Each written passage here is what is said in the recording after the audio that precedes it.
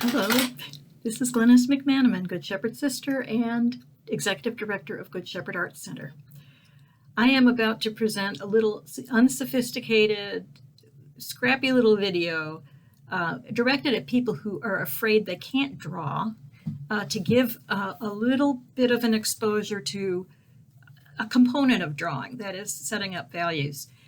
And this is the kind of thing that you can do in front of the television, for that matter. Now, this is going to be very choppy. I'm going to fold down the computer so you can see my hands, and I'll talk about it as I'm doing it. So, right? Of course, I can't see my hands. Okay. So I trust that you can see the paper, and what I've done is I've set up a grid here, a little larger than I usually do for this. I've set up a grid that's 10 inches by 2 inches, and I've divided it into 5 segments. So the thing about value and building values is you start from 0 and you can go too close to 100%. The tricky part is the grades in between. When you look at a painting or a drawing, you'll notice if you squint that some parts are darker and some parts are lighter, and there's a kind of a rhythm to it. So one component of drawing is knowing how to make those values. So this one's going to be pretty much 0, and this is going to be my pretty much 100%. And all you have to do is make little tiny circles, really dark, and over. You don't even have to press hard, because if you just keep going over the area, it will get darker and darker and darker and darker and darker. Now what I'm going to try to do is pause the video, because I'm sure you don't want to sit there and watch me fill in all 5 of these. So I will resume shortly. So I've gone a little bit farther, and I filled this in totally. Well, it could be darker. And that's going to be the trick, is finding the balance between the 3. I started to do what I thought was a medium one, but that's going to look too close to this. So I'm going to have to make this a little darker without getting this dark. It's a game to play, not a frustrating task. It's simply a game. And it's something you can do with kids too. You could even challenge them to see if they could get 10 distinct shades in there. Because really, art should be playful. If it makes you miserable, it's not doing what it's supposed to do. You don't have to finish something great.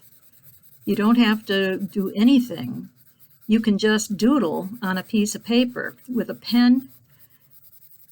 You can use cardboard from around the house. I think that's the other thing, is sometimes we think we need really good art supplies. I always do. I go to the art supply place and I'm salivating. It's, oh my gosh, look at that. I've got to have one of those. And that's wonderful, except for a time like this, I don't think I want to be running over to Art Mart or Blick or Michael's every time I think I need something. I've got to look around. There's some excellent online resources for even making your own art supplies, depending on what you do have around the house.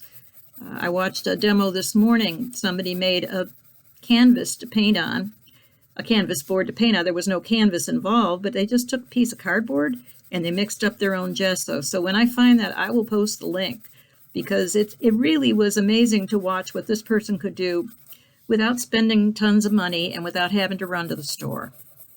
So you see, I'm not doing well here. I'm doing too many of these, and I should be doing more of these. Problem with doing these is it winds up, you can see where that, more of where it links. And you don't really want that, but I mean, you can have whatever you like. I have a tendency to work. Anyone would tell you too quickly. That was the pencil sharpener. I'm rough on pencils. So again, this is just an idea. There's another way to do this too, besides coloring it in, and I'll show you that in a second. So you can tell me whether you can see 5 distinct shades. I think I did it. Maybe you can do better than me, especially if you're a more patient person. I mentioned that there's another way to do this, And I'll just make another little set of blocks and start that out. This is hatching and cross-hatching. You've probably noticed it in old drawings. I don't think we see it as much. Maybe digitally it shows up, but I don't think so. And it's an interesting idea. And I'll just start it. I'm not going to finish it because I don't want this to go on ever so long. But again, I can leave that one blank. I can hatch this one.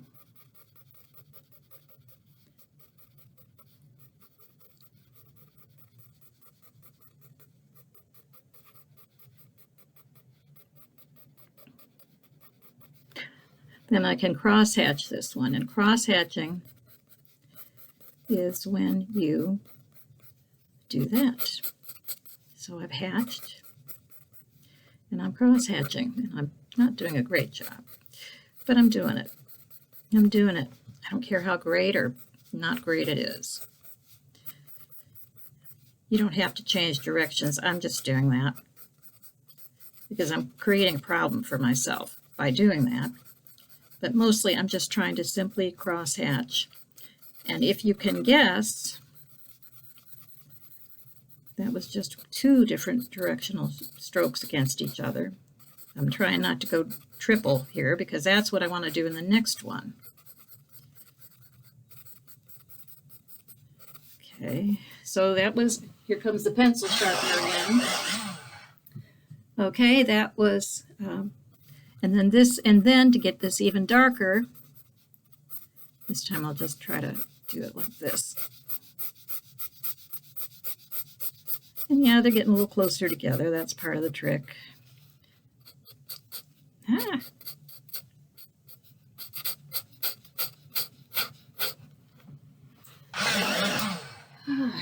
Most of us have number 2 pencils sitting around the house. That's why I'm using this again, so you don't wind up going out to say, oh, I've got to have a drawing pencil. Yeah, it's nice to have a drawing pencil. Now I'm going 3 directions.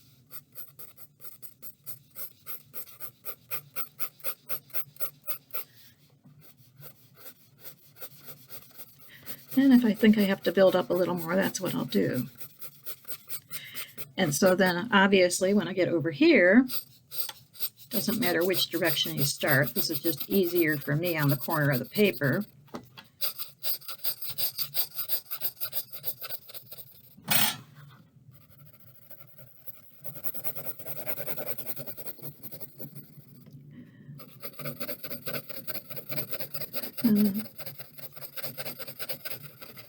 I think they still use this in comic books. I haven't looked at too many graphic novels lately, which have some beautiful art.